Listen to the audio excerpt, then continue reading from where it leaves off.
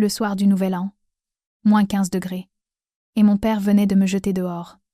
Sur le balcon vitré de son chalet, à Courchevel.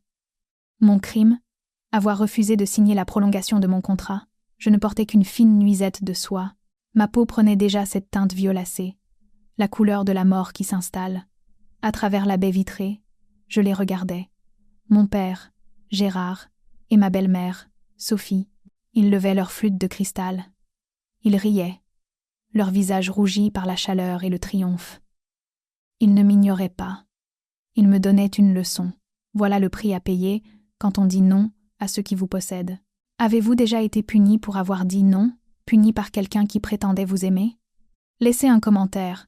Dites-moi d'où vous me regardez ce soir. J'ai besoin de savoir que je ne suis pas la seule à veiller. Mes dents avaient cessé de claquer. Le premier signe que le froid avait dépassé la douleur pour devenir quelque chose de létal. C'était une sensation lourde, comme une couverture de plomb qui s'abattait sur mes épaules.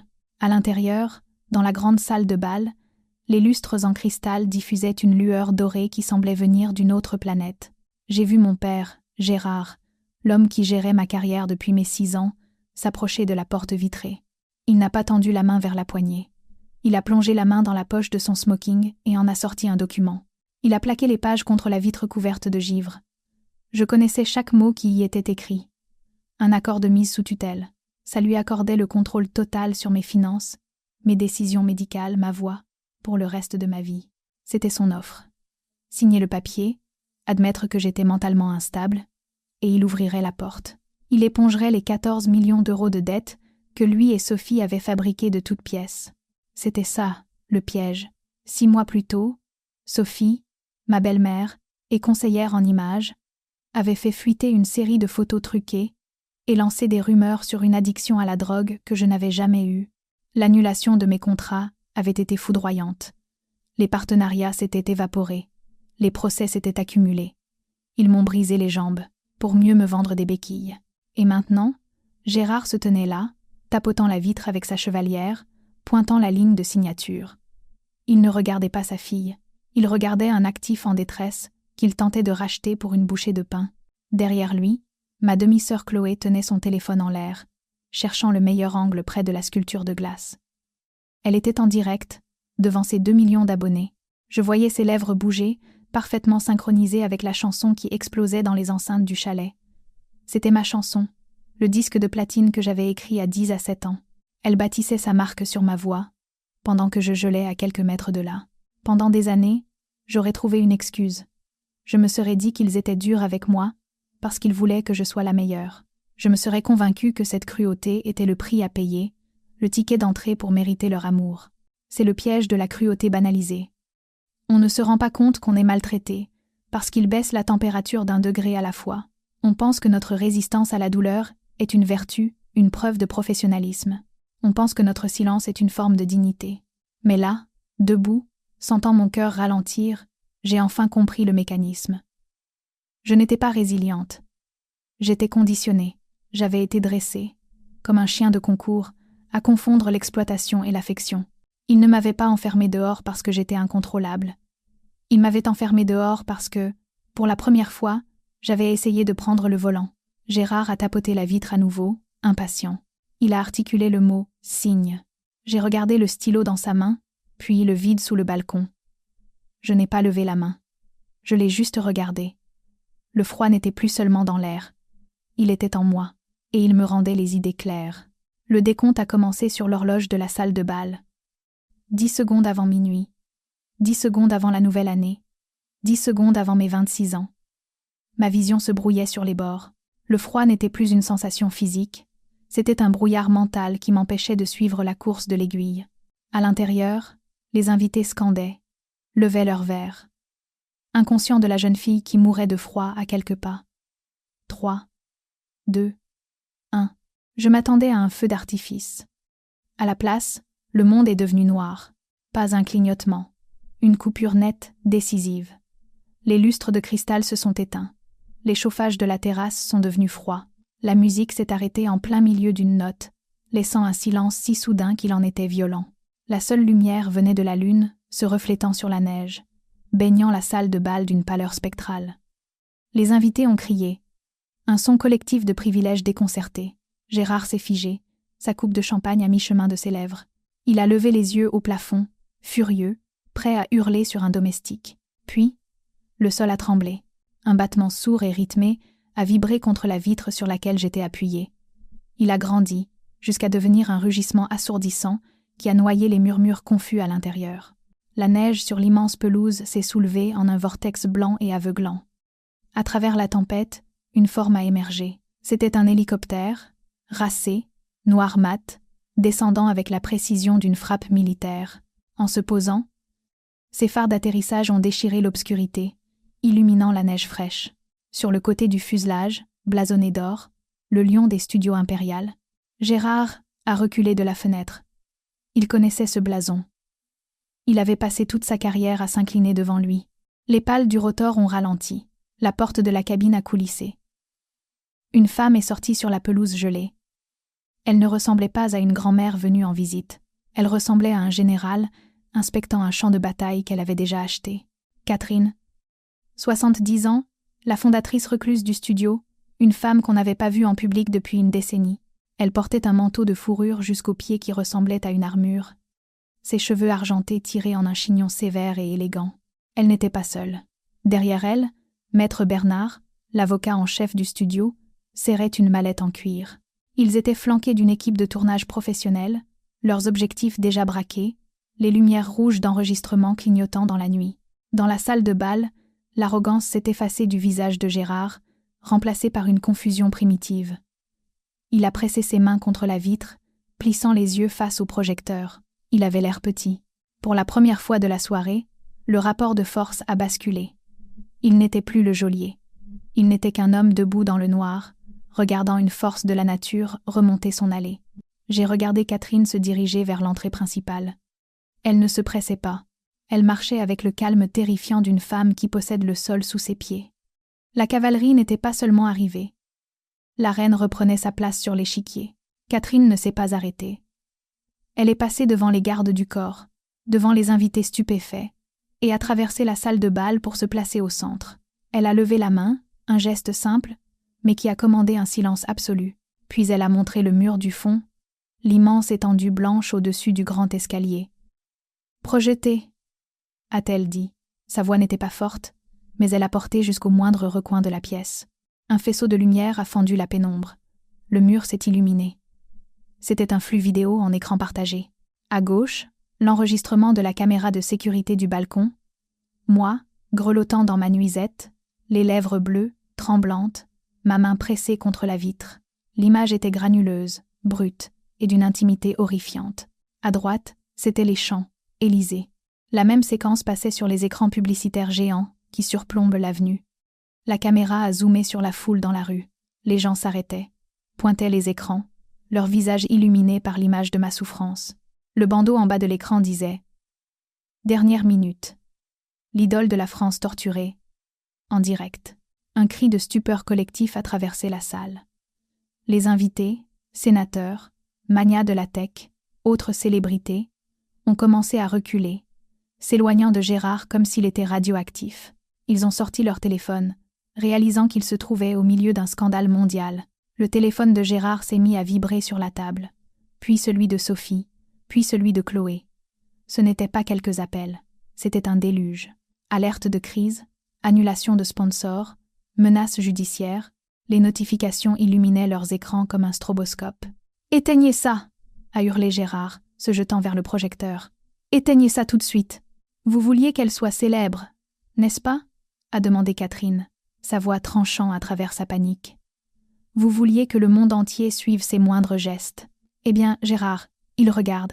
Il vous regarde geler votre propre fille pour obtenir un avantage. » Gérard s'est retourné, le visage violet. « C'est une affaire de famille privée. Vous n'avez aucun droit. J'ai tous les droits, » a dit Catherine. Elle a de nouveau montré l'écran. Le direct des champs, Élysée a basculé sur un présentateur de journal télévisé commentant l'affaire. Le titre avait changé. La fondatrice des studios impériales intervient. Parce que vous n'avez pas seulement blessé un membre de votre famille. Vous avez endommagé mon actif. La cruauté de la phrase a flotté dans l'air. Mais je savais ce qu'elle voulait dire. Elle parlait son langage. Elle le battait avec ses propres règles. Elle est instable, a crié Gérard, pointant un doigt tremblant vers l'écran, vers moi. Elle est un danger pour elle-même. Je la protégeais, c'est pour ça que j'avais besoin de la tutelle. Pour la sauver, a répété Catherine. Elle a sorti un dossier de la mallette de Maître Bernard. C'est comme ça que vous appelez le transfert de 14 millions d'euros de ses comptes personnels vers des sociétés, écrans enregistrés à votre nom? C'est ça, la sauver? Gérard s'est figé. Nous avons les audits, Gérard. Nous avons les e-mails entre vous et Sophie planifiant la fuite sur sa prétendue toxicomanie. Nous savons que vous avez vendu à découvert les actions de sa société de production juste avant que le scandale n'éclate. Catherine a jeté le dossier sur la table. Il a glissé sur le bois poli, s'arrêtant juste devant lui. Vous ne l'avez pas sauvé. Vous l'avez pillé. La pièce était plongée dans un silence de mort. Même le vent dehors semblait retenir son souffle. J'ai regardé mon père. Il a regardé le dossier, puis les invités, puis moi. Le masque était tombé. Il n'y avait plus de patriarche bienveillant, plus de manager inquiet. Il n'y avait qu'un voleur, pris la main dans le sac. Il a ouvert la bouche pour parler, pour tisser un autre mensonge, mais Catherine a levé une main. Et une dernière chose, vous ne travaillez plus ici. Gérard a ri. C'était un son rauque, humide, qui a résonné contre les hauts plafonds. Je ne travaille plus ici, a-t-il répété, cherchant du regard une chute à la blague. Je suis le PDG. J'ai fait des studios Impérial un empire mondial. Je suis cette entreprise. Vous êtes un employé, a dit Catherine. Sa voix était dénuée de colère. C'était le ton plat d'un juge lisant une sentence. Vous servez au bon vouloir du conseil d'administration, et en tant qu'actionnaire majoritaire, je vous informe que vos services ne sont plus requis. Actionnaire majoritaire, a ricané Gérard, essuyant la sueur de son front. Vous avez pris votre retraite il y a 10 ans, Catherine. Vous m'avez cédé les droits de vote. Vous n'avez aucun pouvoir ici. Je vous ai cédé une procuration, a-t-elle corrigé. Une procuration qui expire au moment où la bénéficiaire principale atteint sa majorité. Elle a fait un signe de tête à Maître Bernard. L'avocat s'est avancé et a ouvert un nouveau dossier. Il ne l'a pas tendu à Gérard. Il est passé devant lui et l'a placé doucement entre mes mains. La couverture était lourde, reliée en cuir bleu. En relief sur le devant, un seul mot. Fiducie. Il y a 26 ans, le jour de ta naissance, a dit Catherine en me regardant. J'ai placé ma participation majoritaire dans les studios Impérial, dans une fiducie irrévocable.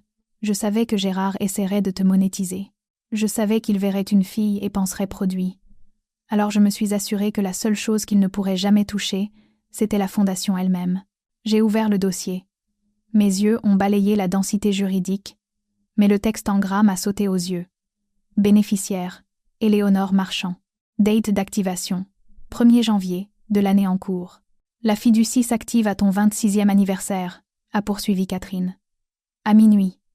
Elle a jeté un œil à l'horloge sur le mur. Il était minuit 5. Félicitations, Eléa. Tu n'es plus seulement une artiste sous contrat, tu es propriétaire du label, tu es propriétaire du studio, tu es sa propriétaire. Gérard s'est jeté sur le document, mais l'équipe de sécurité est intervenue, formant un mur de costume noir entre lui et moi. Il a rebondi contre eux, reculant en titubant, son visage un masque de terreur pure et sans mélange. Il n'avait pas peur de perdre un emploi.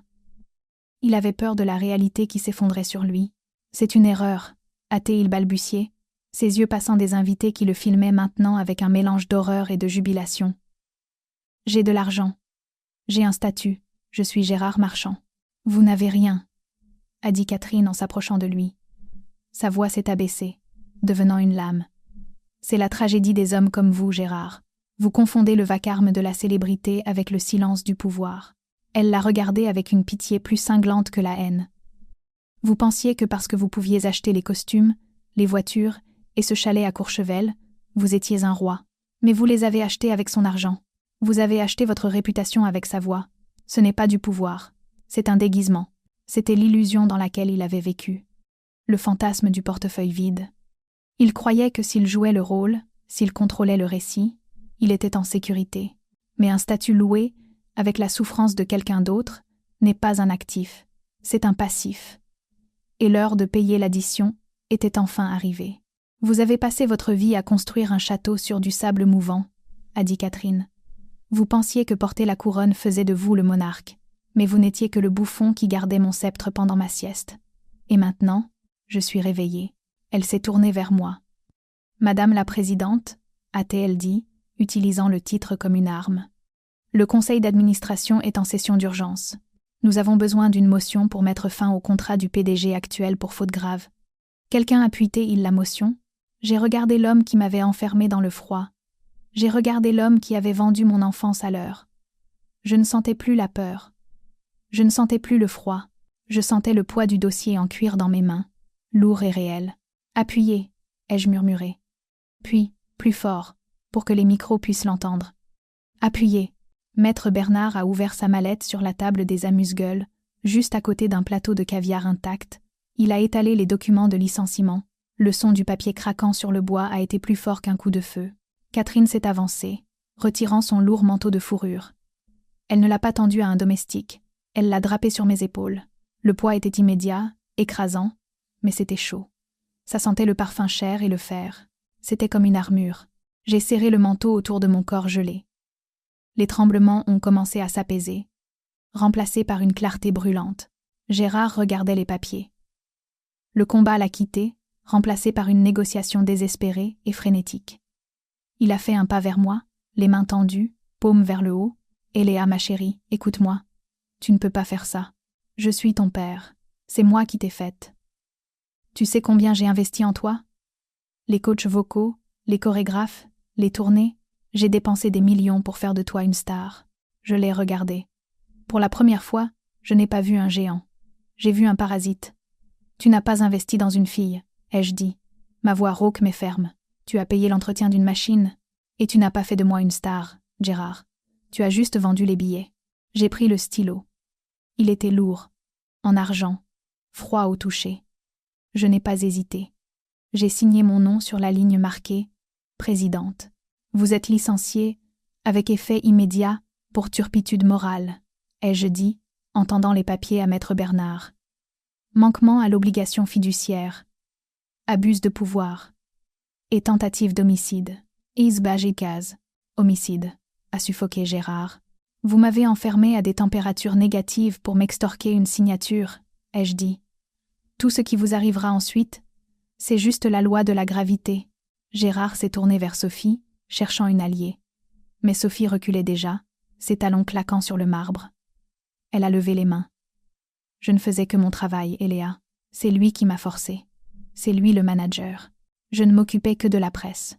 Tu t'occupais des mensonges, ai-je corrigé. J'ai sorti mon téléphone de la poche du manteau de fourrure. J'ai affiché la chaîne d'emails que Maître Bernard avait découverte.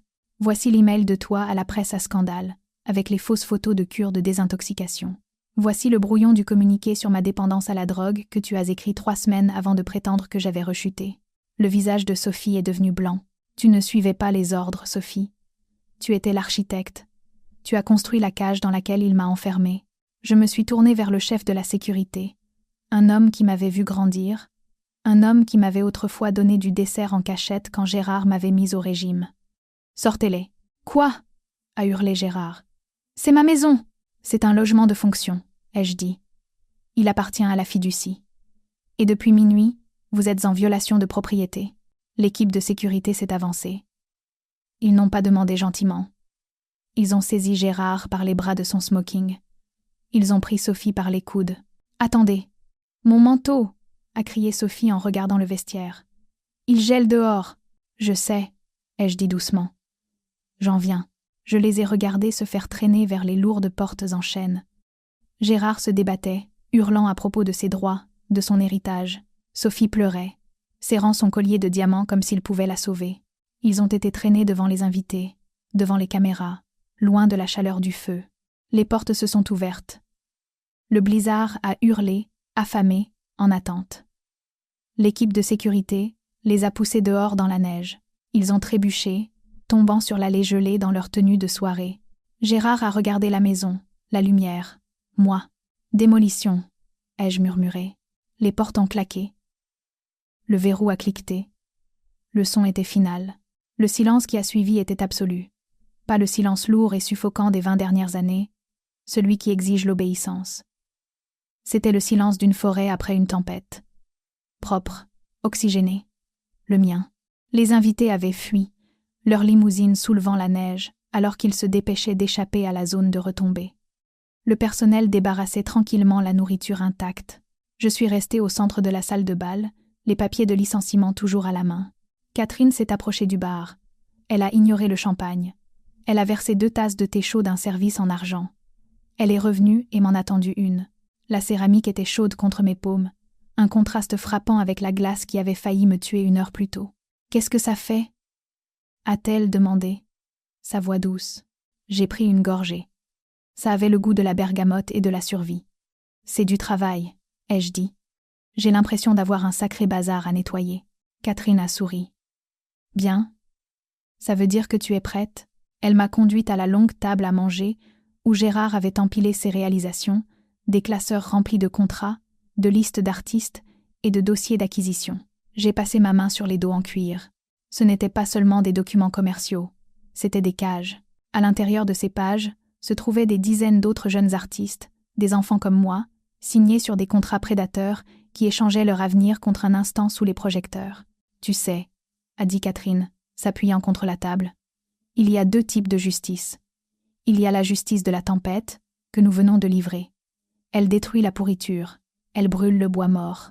Mais ensuite il y a la justice du semeur. » Je l'ai regardé. « Le semeur ? La tempête nettoie le terrain, a-t-elle expliqué. Mais si tu laisses le terrain vide, les mauvaises herbes reviennent. Le semeur plante quelque chose de nouveau, quelque chose qui nourrit les gens. Gérard est parti, et Léa, c'était la tempête. Maintenant, tu dois décider ce que tu vas planter dans les cendres. J'ai ouvert le premier classeur. J'ai regardé les noms. Des enfants avec de grands rêves et de mauvais contrats. J'ai pensé à la peur qu'ils devaient ressentir, au silence qu'ils pratiquaient juste pour survivre. Je ne serai pas comme lui, ai-je dit. Je ne vais pas accumuler ce pouvoir. J'ai regardé Maître Bernard.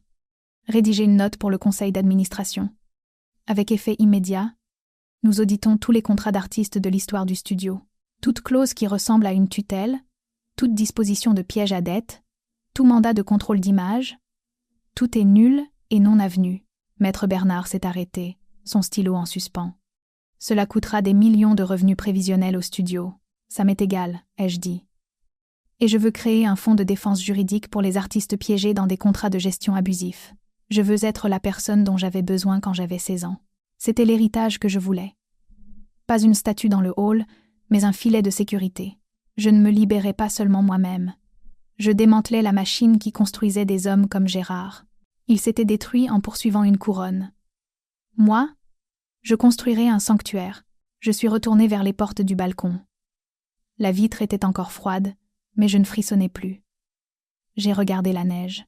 Quelque part là dehors, Gérard et Sophie trouvaient leur chemin dans le noir, apprenant ce que c'était que d'avoir froid. Je ne les haïssais pas. La haine demande de l'énergie. Je n'avais simplement plus besoin d'eux. J'ai attrapé la poignée. Je n'ai pas claqué la porte.